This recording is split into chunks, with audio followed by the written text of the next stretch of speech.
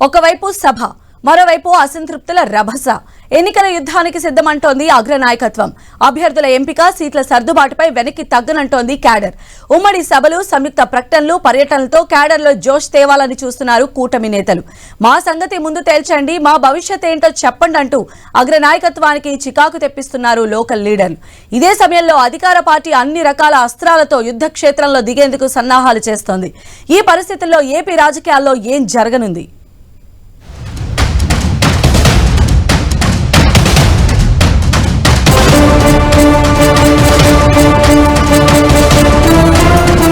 ఏపీలో అసెంబ్లీ ఎన్నికలకు సమయం సమీపిస్తోంది. మరో 10-15 రోజుల్లో ఎన్నికల షెడ్యూల్ విడుదలయ్యే అవకాశముంది.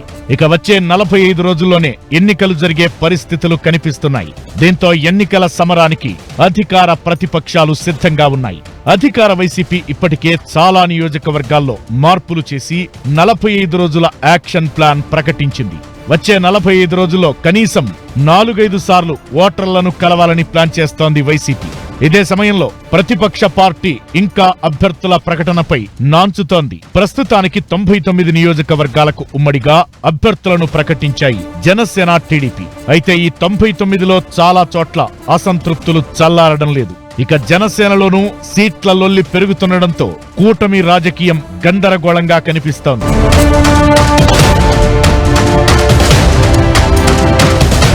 ఏడు విడతల్లో దాదాపు 69 నియోజకవర్గాలకు కొత్త సమన్వయకర్తలను నియమించింది వైసీపీ.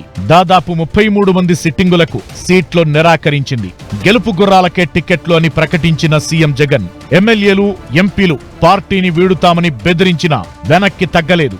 సర్వే ఫలితాల ప్రకారం ప్రజా వ్యతిరేకత ఎదుర్కొంటున్న వారిని పక్కన పెట్టారు. పార్టీలో సుదీర్ఘ కసరత్తు చేసి పార్టీకి మరమ్మత్తు చేయాల్సిన చోట మార్పులతో కొత్త పుంతలు తొక్కించారు. ఇక తాజాగా జరిగిన మేము సిద్ధం, మా పోలింగ్ బూత్ సిద్ధం సభలో మార్పుల ప్రక్రియ పూర్తయిందని ప్రకటించారు సీఎం జగన్. అంటే దాదాపు 100 నియోజకవర్గాల్లో ప్రస్తుత ఎమ్మెల్యేలు, పార్టీ ఇన్ఛార్జీలకే మళ్లీ టికెట్ దక్కే అవకాశముంది.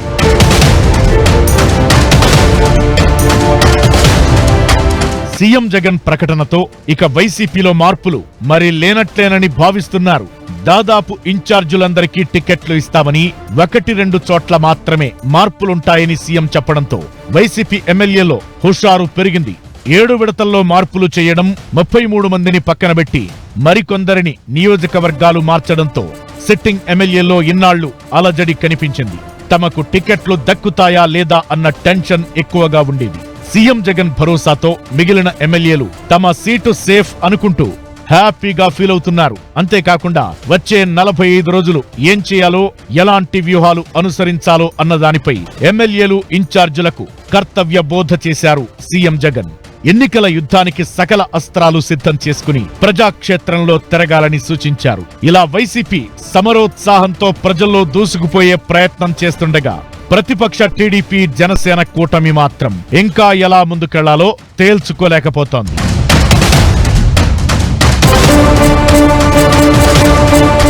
ఎన్నికల సన్నాహాల్లో భాగంగా తొలి జాబితాలోనే ఉమ్మడిగా 99 మంది ఎమ్మెల్యేలను ప్రకటించింది టీడీపీ, జనసేన కూటమి. ఈ నెల 23న ఫస్ట్ లిస్ట్ రిలీజ్ చేశారు. అయితే చాలా చోట్ల కొత్త వారికి అవకాశం ఇవ్వడం, జనసేన ఆశించిన సీట్లలో టీడీపీ అభ్యర్థులను ప్రకటించడంతో అసమ్మతి భగ్గుమంది. అంతేకాకుండా తొలి లిస్టులో సీనియర్లను పక్కన పెట్టడం కూడా అసంతృప్తికి దారితీస్తోంది. ప్రస్తుతానికి టికెట్ దక్కని నేతలు గుంభనంగా వ్యవహరిస్తున్నారు. 4 రోజులుగా టీడీపీ అధినేత చంద్రబాబు ఒకవైపు, జనసేనాని మరోవైపు అసమ్మతులను బుజ్జగిస్తున్నారు. ఇదే సమయంలో కొత్తగా టికెట్లు దక్కించుకున్న వారు నియోజకవర్గాల్లో తిరగలేని పరిస్థితులు కనిపిస్తున్నాయి. చంద్రబాబు చాయిస్తో టికెట్ కైవసం చేసుకున్న పి గన్నవరం అభ్యర్థి మహాసేన రాజేష్ కు వ్యతిరేకంగా ఆ నియోజకవర్గంలో 2 పార్టీల కార్యకర్తలు తిరుగుబాటు చేస్తుండడం హీట్ పుట్టిస్తోంది. అదేవిధంగా గజపతి నగరం, కళ్యాణదుర్గం, కాకినాడ రూరల్ నియోజకవర్గాల్లో పరిస్థితులు సర్దుకోలేదు. మొత్తంగా తొలి జాబితా టీడీపీ, జనసేన కూటమికి తలనొప్పిగా మారడంతో రెండో జాబితాపై అత్యంత జాగ్రత్తగా వ్యవహరిస్తోంది.